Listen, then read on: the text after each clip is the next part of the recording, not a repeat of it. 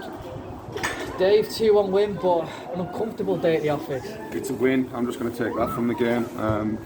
First half, we were way off it in terms of an intensity about us. On the ball, we were shocking.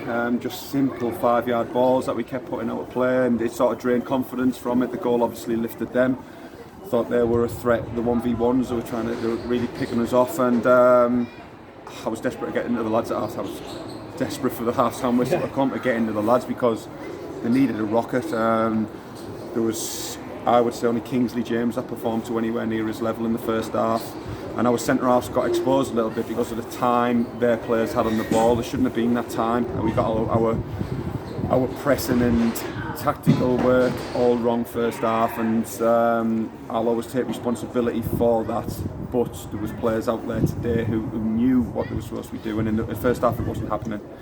Second half, miles better. First half an hour, and I think we had chances to make it 3-1 opportunities and penalties that weren't given, and then it all of a sudden becomes edgy again, doesn't it, in the last 15? And we've seen that through previous games where we haven't killed the game off. Fair play to them, fair play. I think they give us a good game today, and it's not always as easy as you expect expect's the wrong word. It's not always as easy as people come to the game and see us to think, oh, it's a league below, we should be turning them over. It never really works like that.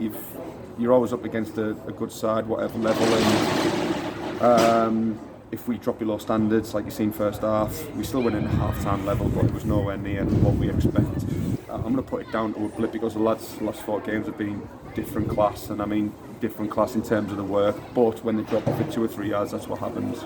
Yeah, it was, obviously, when you were on top, you had the penalty to make it 3-1, Paddy Lane missed it, it just gave Frickley some more confidence again, didn't it?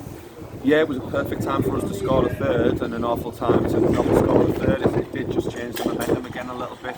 But I still think we had chances after that for 5-10 minutes, but then it did start getting really edgy towards the end. Some brilliant saves by Joe, brilliant blocks by Brad, and sometimes you've got to put your body on the line to get the result, and that's what they've done. Yeah, there was a lot of space, wasn't there, all throughout for Frickley, seems to, from midfield. Is that what concerns you the most? No, the space will generally be there because the way we're playing. The issue I had was the time that they had on the ball to hurt us within the space. Space can be there if they haven't got time on the ball, that's fine. But they were finding time on the ball and then finding the players in space and picking us off 1v1s. So that was the simple process of what was happening. We rectified that at half time, and we should have seen the game out in that half an hour, I thought, after the second half. Yeah, it wasn't it? Joe Green, he's had an up and down start, hasn't he? But he really stood up today, didn't he? Joe's been brilliant since he made a mistake against Fylde, held his hands up. I had a good chat with him following that. Chris has done some great work with him. He's made some big saves today, including the penalty is a very good save, and then the one-on-one at the end. So fair play to Joe, because he was a bit down after that Fylde game where he cost us a third goal, but fair play. He works hard in training, he puts extra sessions in, and again Chris Shaw does some brilliant work with him. Yeah, and obviously on to Tuesday now, we hope, Lancaster at home, and that'll be another tough assignment. Yeah, they all are, aren't they? But if we perform, the lads know. I don't need. Like the first half, I don't even need to explain that to the lads. They know if we perform like that first half in our league, we're not going to win games of football. But I've seen 5 league games, 4 of them we've been brilliant. 2 cup games where we've been brilliant. It was only the first half against Gainsborough where we weren't really at it. I'll ask questions of what we're doing, because I don't know if that 2-week break's it didn't catch up with us Tuesday when we played, but tonight I'm looking and something wasn't right today. Physically, we just looked off it physically a little bit. So spoke with Bamber Bridge Gaffer the other day, and he said it completely threw them in terms of missing that 2 weeks. So the lads have done the programmes at all, but you can't replicate it. So hopefully we can get back into the swing of things, and I really hope there's no sort of lockdown that's imminent, because it's the last thing that we need. We just want to build that momentum again that we had prior to the 2-week break.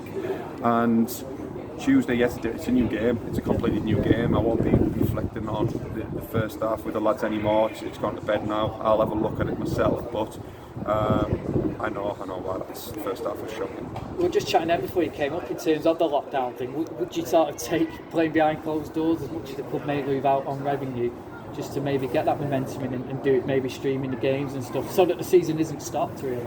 I just want to play football, but at the same time, can clubs afford to do it at this level? It's not just the one team, is it? You're talking about 22 teams.